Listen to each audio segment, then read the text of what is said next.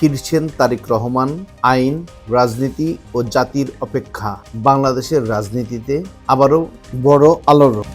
আজ টেলিভিশনের শিরোনাম, গুরুত্বপূর্ণ টকশো এবং পত্রিকার প্রথম পাতায় একটাই প্রশ্ন: বিএনপির senior vice chairman Tarique Rahman কি দেশে ফিরছেন? ফিরলে তার সামনে কি কি আইনি বাধা রয়েছে, আর রাজনৈতিক সমীকরণই বা কি বলছে? রাজনীতির আকাশে যেন ফের নড়াচড়া। আজ দেশের শীর্ষস্থানীয় টেলিভিশন, টকশো, দৈনিক পত্রিকা ও অনলাইন নিউজ পোর্টালে ঘুরে ফিরে একটাই আলোচনা: তারেক রহমানের দেশে ফেরা আইনের চোখে কতটা সহজ? আইন বিশেষজ্ঞদের মতে, তারেক রহমানের বিরুদ্ধে থাকা মামলাগুলোর মধ্যে বেশ কয়েকটি রায় চূড়ান্ত পর্যায়ে। কিছু মামলায় জামিন ও আপিল প্রক্রিয়া এখনো চলমান। দেশে ফিরলে তাকে সরাসরি আদালতের মুখোমুখি হতে হবে।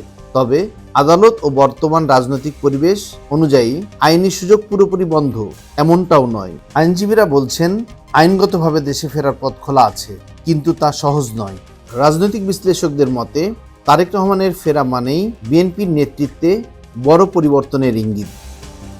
এটি আসন্ন জাতীয় রাজনীতির মোড় ঘুরিয়ে দিতে পারে। সরকারের জন্যও এটি হতে পারে বড় রাজনৈতিক চ্যালেঞ্জ। অনেকে বলছেন, তারেক রহমানের প্রত্যাবর্তন মানেই মাঠের রাজনীতিতে শক্ত ভারসাম্য পরিবর্তন।